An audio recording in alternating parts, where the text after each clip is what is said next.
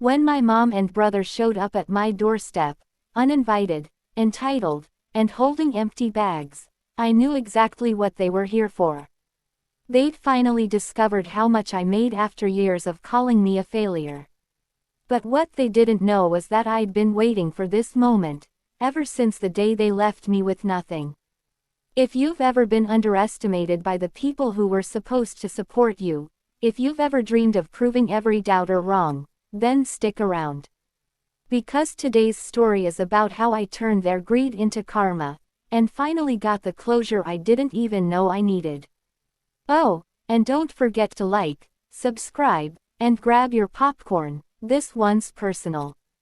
I grew up believing family meant love. That blood automatically equaled loyalty. But my childhood taught me otherwise. My mom, Sandra, always had a favorite, and it wasn't me. It was my younger brother, Kyle. Kyle was the golden child. He could break a window, blame me for it, and mom would still hand him ice cream while I got grounded. Dad left when I was 12, and things only got worse after that. Kyle became her pride. I became her burden. When I got a scholarship to study computer science, she laughed. Tech, you can barely fix the Wi-Fi, she said, smirking while Kyle giggled behind her. I swallowed that humiliation and left for college with a single duffel bag and a promise to myself, one day, they'll regret this. The first few years on my own were brutal. No money, no support. I worked night shifts at a diner while studying full-time. There were nights I slept in the library, pretending I was just pulling an all-nighter, because I didn't have bus fare home. But slowly, I built something. I taught myself coding beyond what college offered. Started freelancing online. Then joined a startup. By 26, I was earning more than I ever thought possible, 6 figures from a remote developer job. I bought a small house. Paid off my student loans. And I didn't tell a soul from my family. Because I knew how fast love could turn into greed. Then one morning, out of nowhere, I got a text from mom. Hey stranger, heard you're doing real well these days, winking face. My stomach dropped.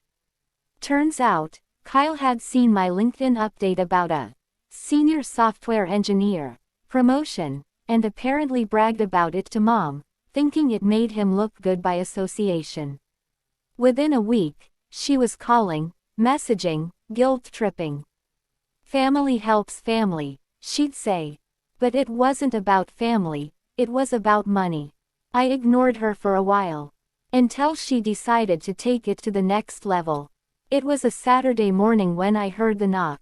Not the polite kind. The kind that says you owe me something. I opened the door, and there they were. Mom in her fur coat, Kyle in designer sneakers. Both smiling like snakes. Mom's eyes darted past me into my house. So this is where all that computer money goes, huh? Kyle laughed. Damn, bro, you're living nice. Maybe you can hook me up with something. They didn't even ask to come in, they just walked in. Mom plopped down on my couch, made herself comfortable. We were thinking, she started, since Kyle's between jobs, and I've been struggling with bills, maybe you could help us out. Help you out, I repeated. You mean give you money? She smiled sweetly. We're family, aren't we? I'd spent years trying to earn her love. Years wishing she'd see me the way she saw Kyle. But that moment, it broke something in me. I told her, calmly, I've worked for everything I have. No one helped me, not even you. Her smile vanished. Don't start with that pity story again. I gave you life. Kyle smirked, scrolling on his phone. Dude, chill. It's not like we're asking for much. Just a few grand. You've got plenty. That word, plenty. They thought my success made me their bank account. I could have kicked them out right there. But I had a better idea. I smiled and said, you know what? You're right. Family helps family. Mom's eyes lit up instantly.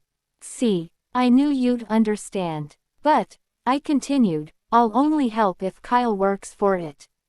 Kyle frowned. Works for it? Like what? I leaned back. I run freelance coding projects. If he wants money, he can learn to code.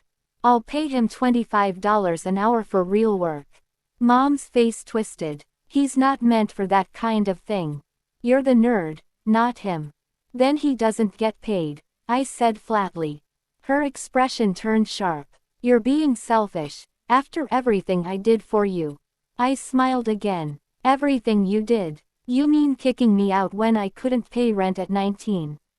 Yeah, I remember. Silence. Kyle looked uncomfortable. Mom's jaw tightened. Then she snapped. Fine.